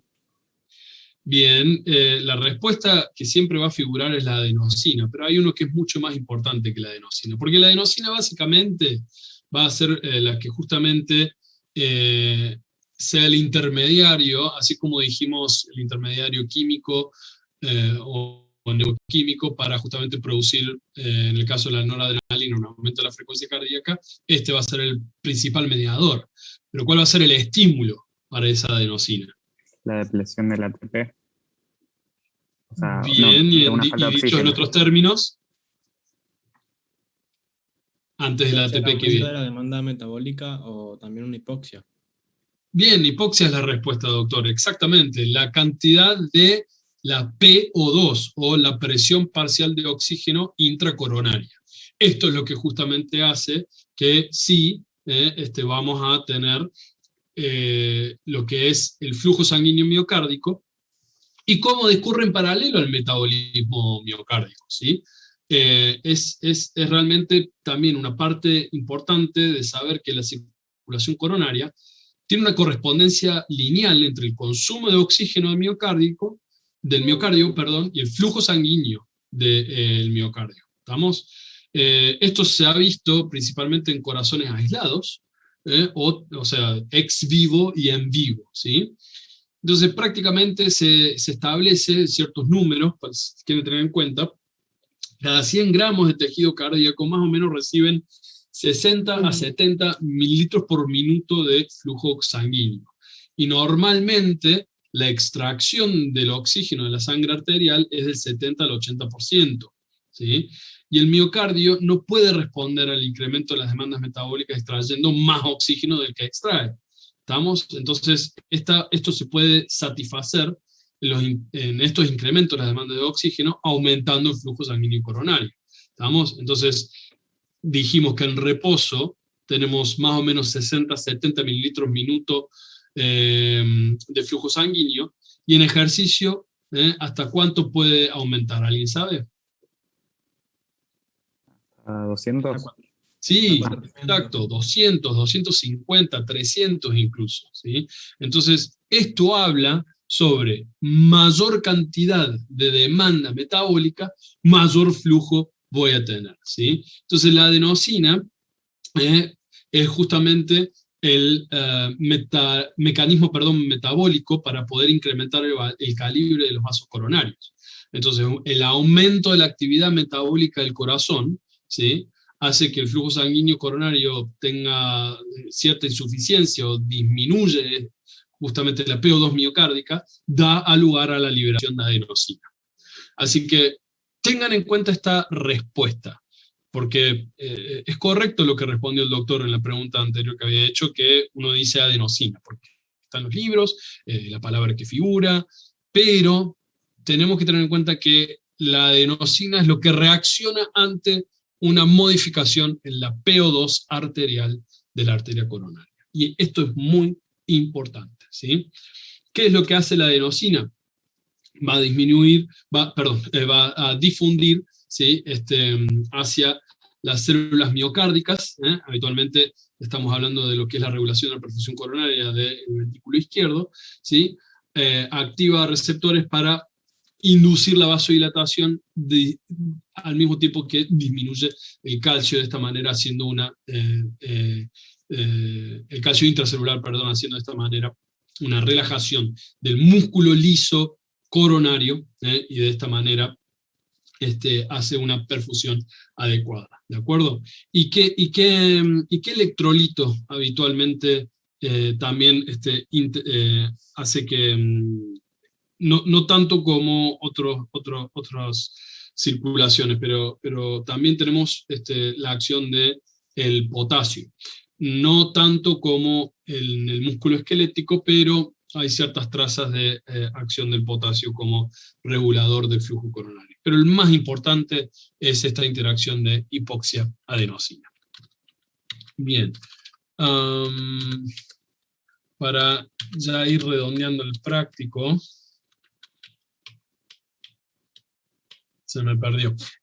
Si alguien tiene práctico, acá está, bueno, entonces ese es el 3. ¿Cuál sería el punto 4? ¿Ya llegamos ahí al gráfico de actividad física? ¿O ejercicio? Si alguien me ayuda con el práctico, please.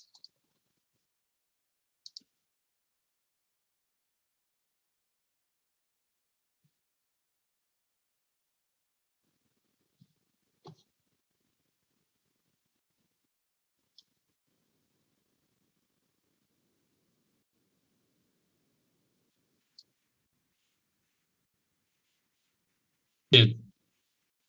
Básicamente tienen que resumir todo lo dado hasta ahora.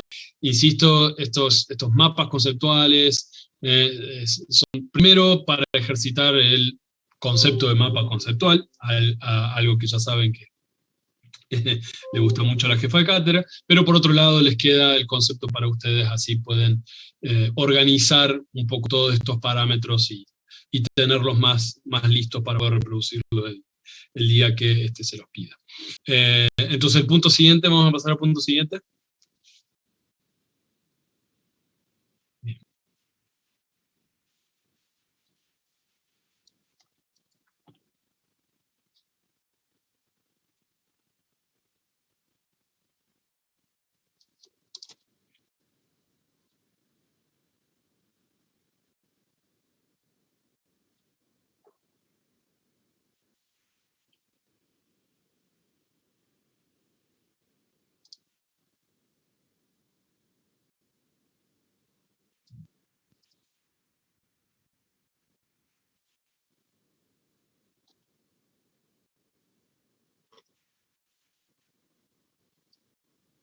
Bien. Bueno, yo hago las preguntas acá. Perdón.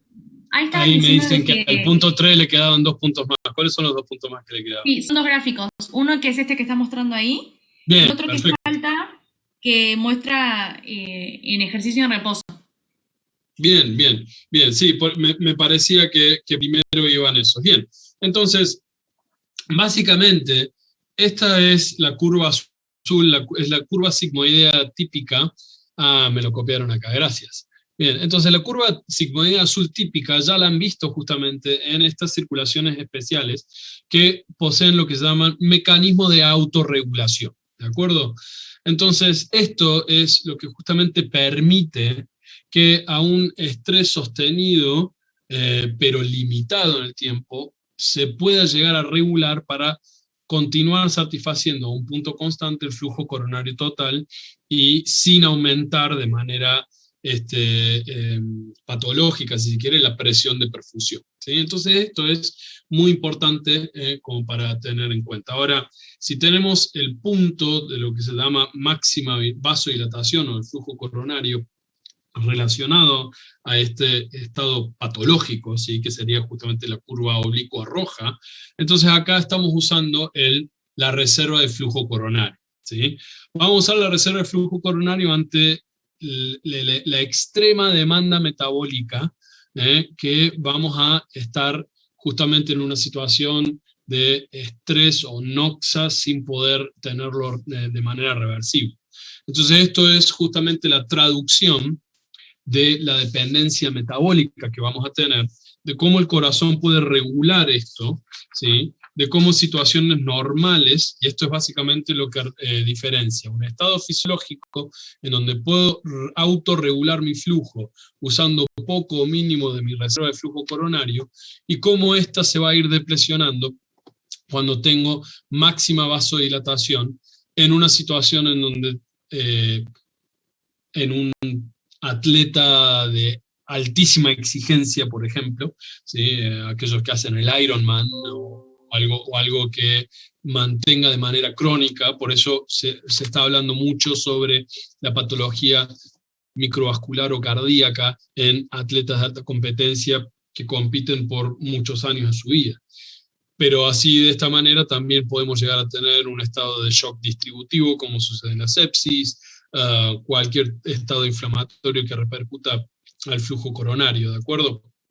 Entonces, lo que podemos tener en un estado de presión fisiológica, vamos a tener lo que se llama el rango autorregulado, ¿sí? De nuestro sistema coronario, ¿de acuerdo?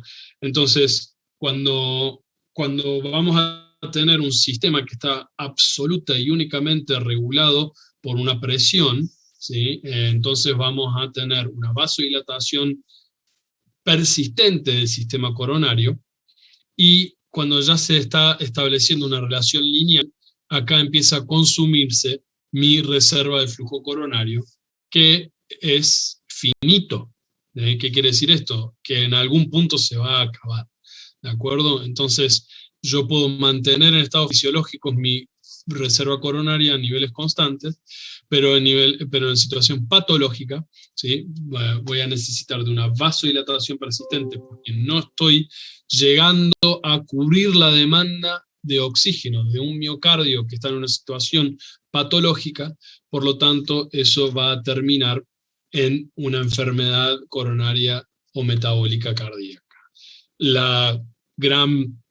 gran ejemplo de la patología de esto es, por ejemplo, un estado de insuficiencia cardíaca.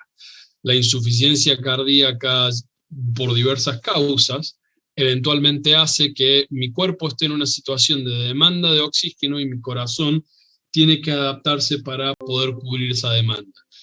Pero se adapta de manera patológica en una retroalimentación positiva.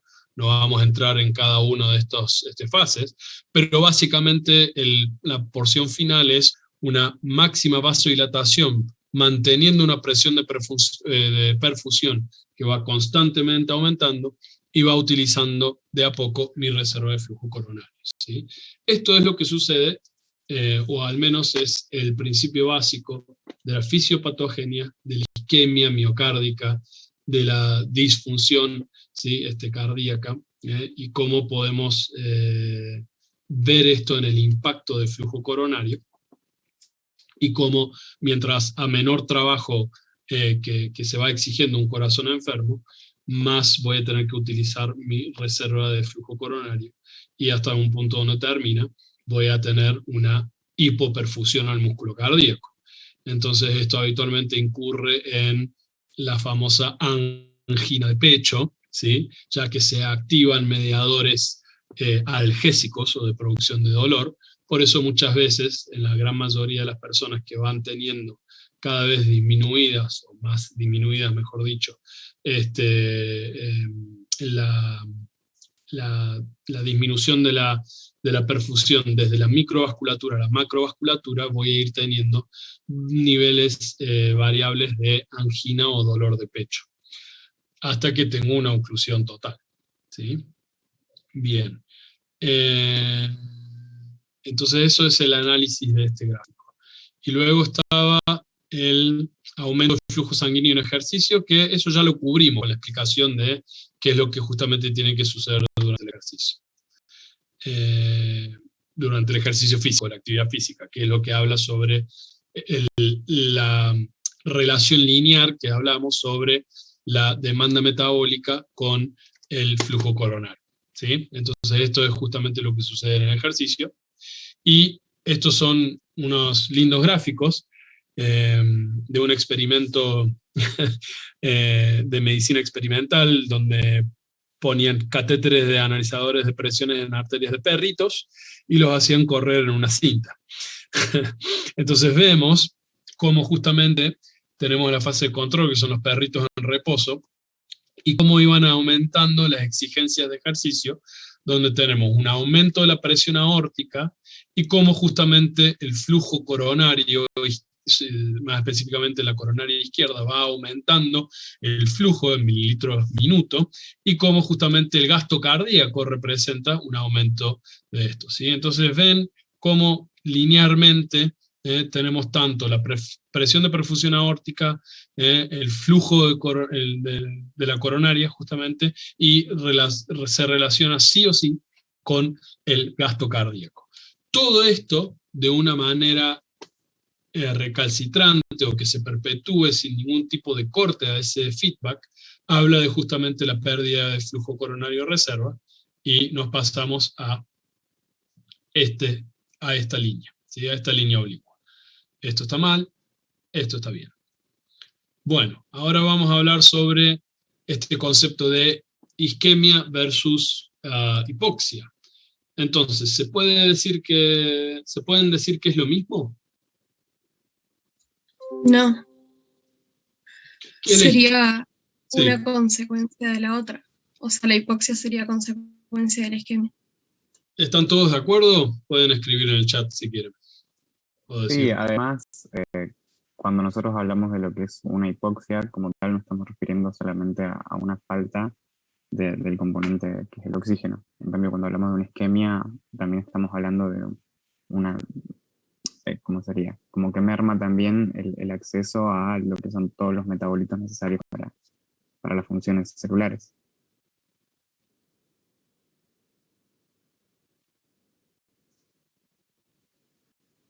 La isquemia en realidad es una disminución del flujo sanguíneo.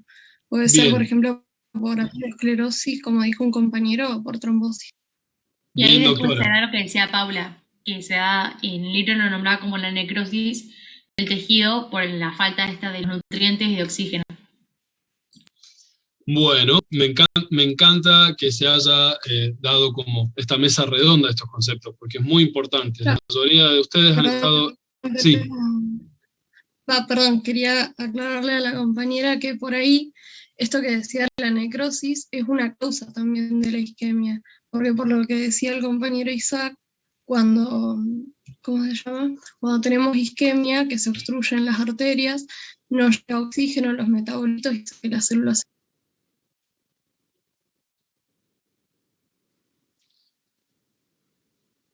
Bueno, Perdón. pero se entendió bien el concepto. Perdón, Agustina, ¿querías redondear, terminar de decir tu idea? Creo que estabas hablando, Agustina, no, me pareció ver el nombre. No, perdón, se escucha porque tengo mal internet. Bueno, no te hagas problema, pero se entendió bastante bien el concepto, Agustina. Y se están tirando conceptos muy interesantes, y vamos a acomodar un poco para establecer las diferencias de estos conceptos, porque es muy importante relacionar qué es lo que podemos llegar a tener en estos distintos estadios, y con esto vamos a terminar justo a tiempo. Aquí tenemos gráficos que demuestran lo que es el concepto de normoxia, si se quiere.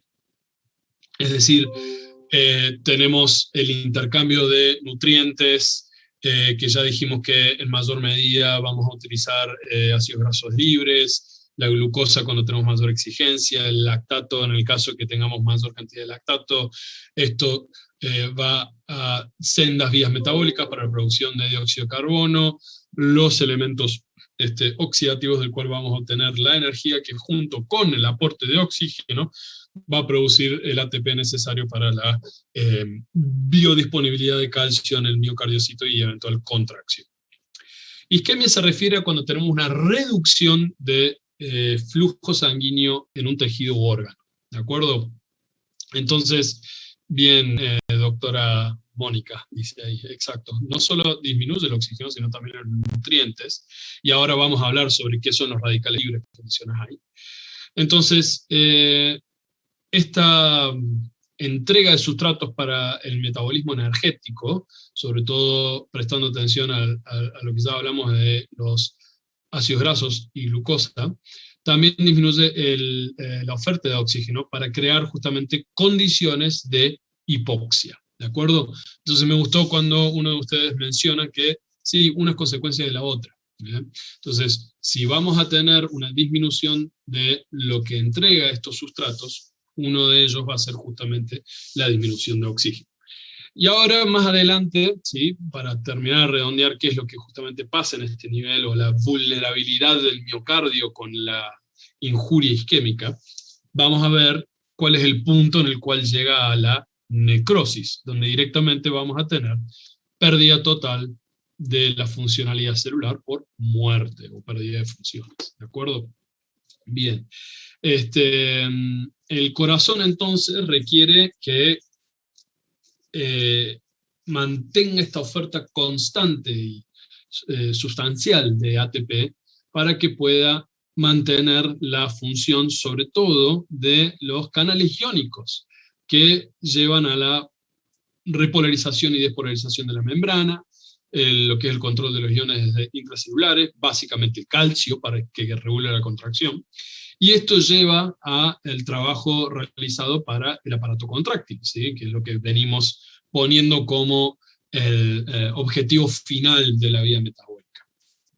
Entonces la mayoría de esta demanda energética, como ya vimos, es lograda gracias al metabolismo oxidativo, porque tenemos una gran población de mitocondrias, que también otra linda cifra para que tengan en cuenta, 30% de la masa celular del miocardio es robustamente armada por estas mitocondrias, ¿sí? Entonces, todos estos ATP que se generan en miocardiocitos, ¿sí? Van a tener una gran densidad energética, y mientras se vaya cortando el suministro de esta, que se puede llegar a ver en la isquemia, vamos a tener justamente los cambios metabólicos subsistentes, ¿de acuerdo? Creo que los puse acá. Sí, bien, entonces, cuando vayamos a tener en el estadio de isquemia, vamos a tener los cambios asociados, en donde predominantemente va a llevar a la disfunción celular, dañando directamente las células o induciendo a la muerte celular a través de distintos mecanismos. Entonces, como pusimos acá que cuando tenemos una situación de hipoxia, habitualmente vamos a hablar más de hipoxia que anoxia, ya que la verdadera anoxia es prácticamente muy difícil de reproducir in vivo, capaz que in vitro sí, pero es muy raro que esto suceda in vivo. Vamos a tener una gran disminución de ATP, por lo que se va a aprovechar y se va a hacer todo como un cortocircuito hacia la glicólisis anaeróbica. Cosa que el cardiomiocito dice, bueno, me va, pero no por mucho tiempo. Entonces lo que hace justamente esta glicólisis anaeróbica, como vimos en el comienzo, por ejemplo, si está dependiendo de sustratos como el lactato, que lo habíamos puesto acá, y como acá produce protones, vamos a tener gran cantidad de protones. ¿Qué va a pasar con el interior de la célula miocárdica entonces? Si aumenta mucho los protones, ¿qué es lo que tenemos? Acidificar el medio. Sí. Exactamente. Una Acidosis. Muy bien. Vamos a tener en realidad, lo que se llama una acidemia intracelular, o acidosis intracelular. porque disminuye justamente el pH. Y recuerden que si disminuye el pH es porque aumenta la concentración de hidrogeniones o de protones. Y esto eventualmente va a permitir un mayor flujo de sodio intracelular como mecanismo correspondiente por el NHE, que va a tratar de sacar cuanto pueda los protones del medio para tratar de compensar esa acidificación. Y al mismo tiempo, los cationes positivos aumentan de gran manera dentro de la célula. Entonces, todo esto va a producir una sobrecarga y una desregulación, ¿sí?, del calcio intracelular, y la mitocondria va a estar como que, uy, todo este calcio me está haciendo hinchar. Sí, justamente, todo el drive de calcio va dentro de la mitocondria hasta que termina de romper, ¿sí?, la mitocondria, y hacer la disfunción de los canales celulares de primero la cadena oxidativa o respiratoria y eventualmente una disfunción mitocondrial. Cuando tenemos una reperfusión, es decir, cuando se libera la isquemia y comienza el oxígeno, vamos a tener justamente las especies reactivas del oxígeno, ¿sí?, y los radicales libres, como había dicho la doctora. Entonces, esto también contribuye a una aceleración de la muerte celular, porque básicamente vamos a tener un influjo positivo de cationes o de iones positivos dentro de la célula, ¿de acuerdo? Entonces, ¿de qué depende esto? Depende básicamente del tiempo de isquemia, ¿sí? No es lo mismo una isquemia que se da por poco tiempo o mucho tiempo, ya que esto da mayor cantidad a adaptación celular y básicamente todas las células alrededor del sustrato afectado por la isquemia para la adaptación. Si esto persiste, ¿sí?, de manera muy prolongada, básicamente se habla en modelos animales más o menos 60 minutos, ya hablamos sobre daño celular irreversible, necrosis franca, ¿sí?, y si esto se mantiene, básicamente da a la insuficiencia irreversible del corazón, y lo cual produce probablemente una muerte muy segura, muy probablemente también por arritmias ventriculares malignas, ¿sí?, porque todo este pasaje de iones intracelulares altera la conducción celular principalmente, ¿de acuerdo? Bien, lo que es la reperfusión entonces afecta también justamente esto por la presencia de las especies reactivas de oxígeno. Entonces, dijimos que depende de tiempo, ¿y de qué otra cosa va a depender? De la cantidad de área isquémica que vamos a tener. Entonces, si vamos a la anatomía coronaria, ya sea este árbol coronario, podemos llegar a tener una placa, ¿sí? Esta que ven acá es la descendente anterior, esta es la circunfleja. ¿Sí? Pongamos que una de estas ramas distales de la circunfleja tenemos una placa aterosclerótica, una trombosis en este punto, que solamente hace una irrigación de una porción de células en este punto, que muy probablemente sea parte de la pared posterior del VI. Entonces muy probablemente comprometa un grupo de células, ¿sí?, y va a ser largamente compensada por el grupo de otras células para mantener la función cardíaca. Entonces, el área isquémica que corresponde justamente a un eventual noxa por hipoxia y reperfusión, puede ser un área pequeña. Ahora, ¿qué pasa si tenemos una oclusión completa de la raíz de la coronaria izquierda, antes de la bifurcación de la descendente anterior de la circunfleja? ¿Qué creen que va a pasar? El área afectada va a ser mucho más grande. Exactamente. Si tengo un área afectada mucho más grande, eso va a determinar también mis grandes chances que tenga un fallo cardíaco de manera mucho más rápida, ¿sí?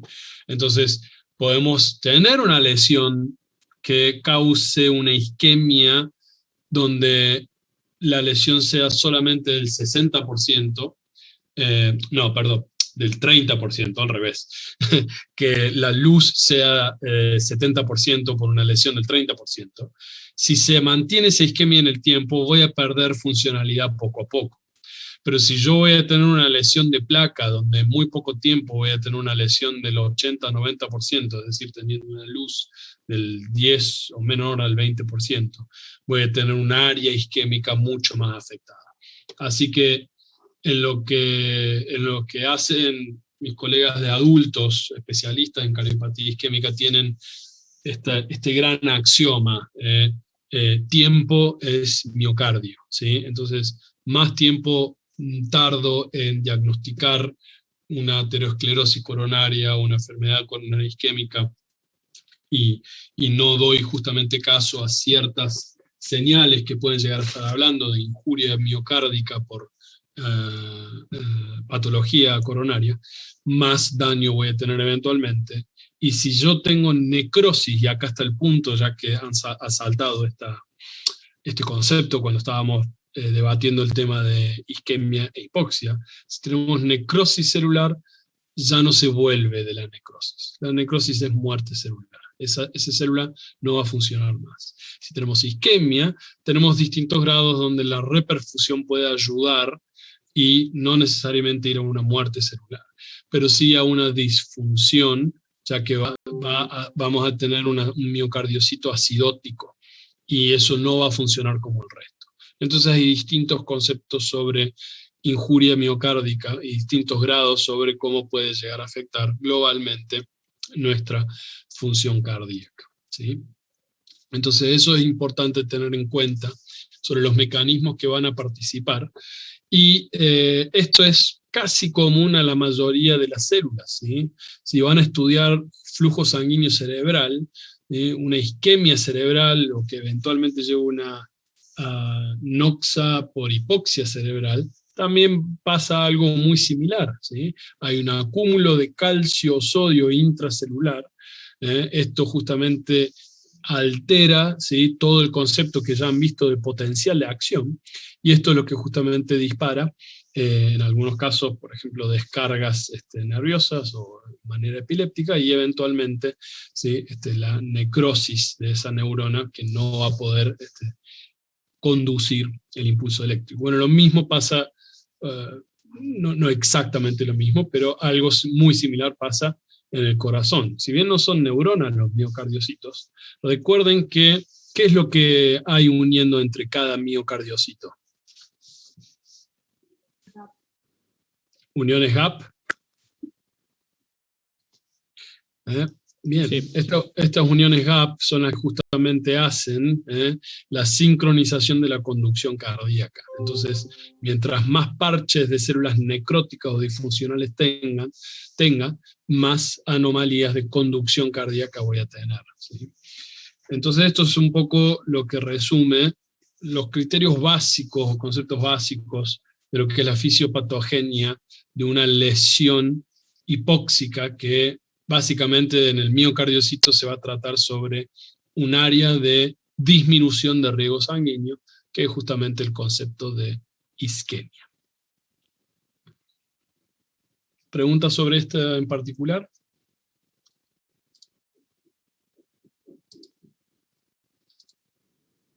Profe, a mí no me quedó claro lo que nombró de anoxia y por qué no, o sea, por qué hablar de hipoxia y no de anoxia. Porque anoxia significa la ausencia total de oxígeno. En la atmósfera, mientras la Tierra gire y tengamos disponibilidad de ella, siempre vamos a tener acceso al oxígeno.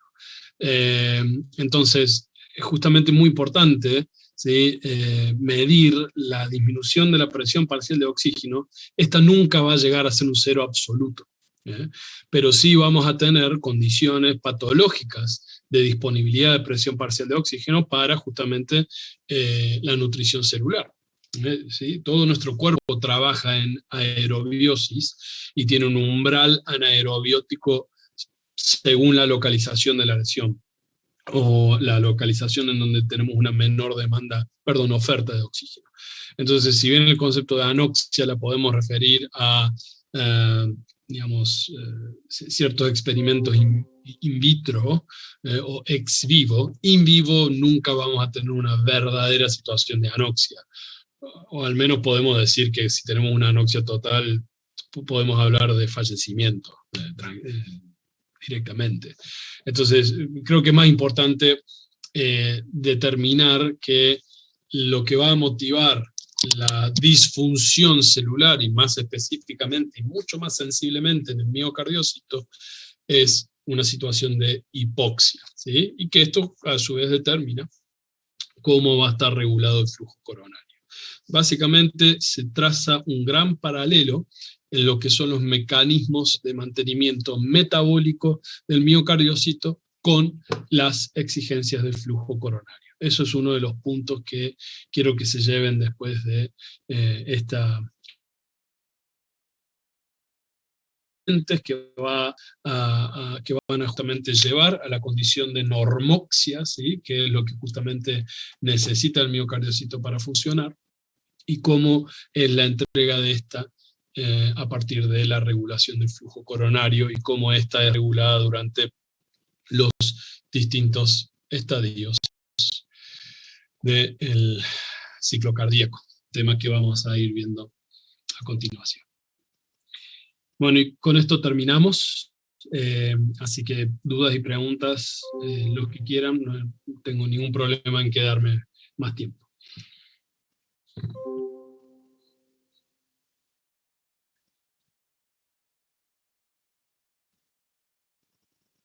Bueno. Qué bueno que quedó muy claro este tema. No, la idea del práctico es ofrecer más bien herramientas y gráficos que puedan un poco trazar el paralelismo de los conceptos más importantes que tiene sobre esto. Así que es muy importante que complementen con la información que van a encontrar en sus textos. De a poco se va entendiendo, estoy de acuerdo. La idea es que no sepan todo esto en una sola clase. Pero bueno, esto espero que les haya ayudado. Lo que más me importa es dejarle estos conceptos clave para que puedan, sobre todo, ir relacionando con otros sistemas, pero bueno, más importantemente haciendo estribo en lo que es el metabolismo del miocardio. Bueno, y vamos a dejar de grabar acá, si no llenamos la nube. Profe, una última Recording pregunta. stopped. Sí. En cuanto a los marcadores de un infarto. Bien, sí, el último punto justamente habla sobre el concepto de el tiempo es miocardio, ¿sí? Entonces, el gráfico que tienen ahí relaciona lo que nosotros llamamos los marcadores séricos de daño o de alteración de la perfusión del miocardiocito. Cuando el miocardiocito se daña, y esto es algo muy paralelo a lo que podemos ver cuando tenemos daño hepático, ya que tenemos ruptura, ¿sí?, de las paredes celulares, por ejemplo en el hepatocito, entonces vamos a tener un aumento en el flujo, un aumento en el flujo sanguíneo sistémico de las enzimas intrahepáticas, intracelulares hepáticas. Bueno, lo mismo ocurre con el miocardio, ¿sí? El gráfico que muestra estas enzimas o estos marcadores séricos, lo que puedo hacer ahora es salir de la clase y evidentemente no sé dónde puse, acá está, lo encontré. Voy a volver a compartir la pantalla. Acá estamos. Bien, entonces lo que están viendo ahora, ¿sí?, es el gráfico de lo que nosotros llamamos los marcadores séricos de daño miocárdico, ¿sí? Entonces básicamente lo que vemos acá es qué es lo que va ocurriendo o cómo podemos ir, por así decirlo, diagnosticando en una persona que tenemos algún índice de sospecha de daño miocárdico, porque muy probablemente tengamos una alteración en la perfusión coronaria. Entonces lo que hacemos habitualmente lo que se llama un estudio de enzimas cardíacas, que básicamente a medida que exista ruptura o daño celular cardíaco, las membranas celulares no contienen la gran mayoría de las enzimas que se encuentran en gran cantidad, y algunas son más específicas del miocardio y otras no tanto. Por eso tenemos enzimas como la lactato deshidrogenasa, que aumenta en muchísimos estados justamente de hipoxia o daño celular general, ¿sí? y no va a ser un marcador específico del corazón. Entonces, por eso va a ser una de las enzimas que más se va a desestimar. La de mayor especificidad, que es un concepto que ya, desde ya tiene que ir manejando para decir si este marcador sérico está presente, hay una gran correlación positiva con que exista algún daño miocárdico, algún daño cardíaco, ¿sí? Y la mayor de esta es la troponina T, ¿sí? Que si bien no está aclarado que la troponina T es lo que está justamente en verde. Y hoy en día, este gráfico es viejo, pero hoy en día tenemos lo que se llama la troponina T ultra reactiva, que es la más prematura de todas, y es la que podemos ver en media hora a una hora de haberse producido el daño miocárdico. Entonces es muy buena, ya que si tenemos una elevación, nos puede llegar a transmitir que tenemos un daño miocárdico. Y ustedes se preguntarán, ¿pero habitualmente no se hace un electrocardiograma?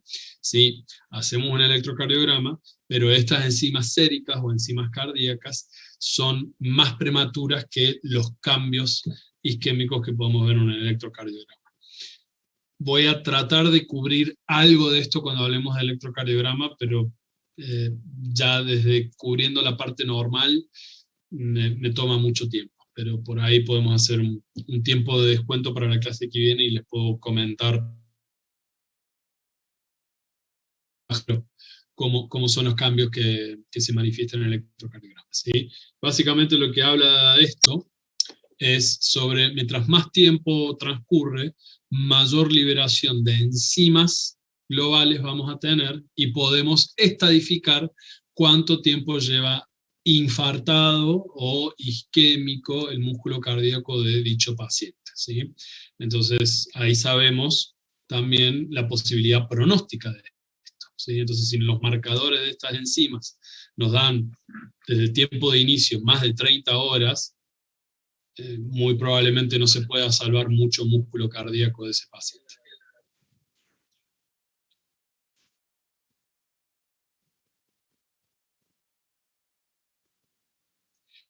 Sí, creo que es el práctico que viene, o sea, creo que lo vemos. A ver, mira que está justo acá, unidad temática 4. Sí, lo de electro lo vemos el jueves. Y después el lunes vamos con el práctico de pulso arterial, pulso venoso, y terminamos con los conceptos de ciclo cardíaco. Profe, Sí. ¿el lunes a qué link entramos? ¿A este o al del lunes, diría? En teoría está libre el del lunes, eso me dijo Kremer, así que vamos a entrar con el del lunes. Ah, buenísimo, gracias. Si hay algún cambio, lo vamos a poner en el foro.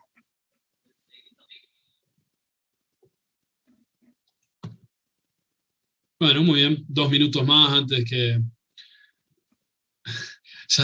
Ya el miocardio claramente está usando ácidos grasos libres de todo el ayuno que tuvimos, pero bueno. Vayan y agarren glucosa para su corazón. Nos vemos en la clase que viene. Si no tienen preguntas, me quedo un minuto más. Chao. Gracias, profe. Gracias, profe, por la clase.